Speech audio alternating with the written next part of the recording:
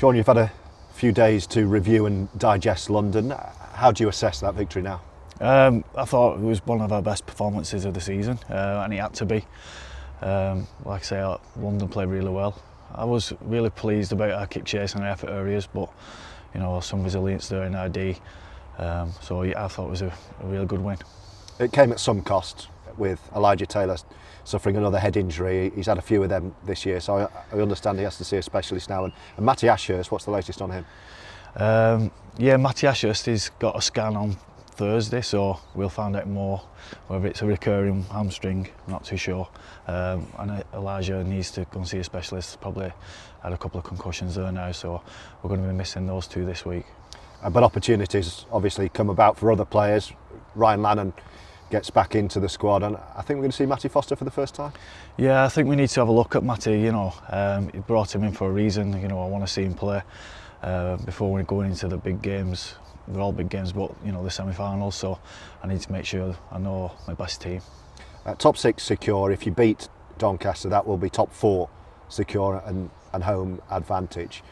How do you assess that as an achievement in the first season back in the Championship? I think it's really good. I think if you'd have said at the start of the season top 4 home semi, yeah, I'd have took that 100%. So I think where we've come from in League One, we knew it was going to be hard in Championship, and it's a tough league, and we've had a lot of consistency, and especially now we're in the home run. We seem to be playing more consistent football as well. I sense when you were listening to that question, you tell me, you might be thinking, yeah, it's a good achievement, but we want more than this. We're not sticking with this. No. Like I say, if you'd have asked me at the start of the year, I'd have took it, but we're not finished yet. Like I said, we seem to be playing better rugby now that we can see light at the end of the tunnel and what's going on. And it's been a long season, but we're not finished yet. We've got definitely 3 or 4 games left in us, and we want to finish off on a high, because all that hard work we've done in pre-season and this season, we don't want it to come to an end. We'll have a final word in just a second on Doncaster this weekend and the last home game of the regular season, but a word also this week on your captain Jordan Turner. The news this week that he's announced his immediate retirement from the sport. A few words from you on JT, not only what he's done in his career, but what he's brought in his time here at Oldham.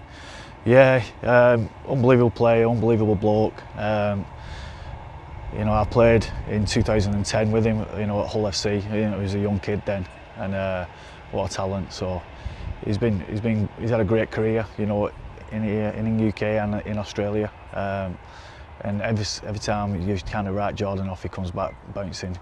But this time he's kind of put his hands up and called it a day. So, real pleasure working with him, playing with him alongside him, and obviously coaching him.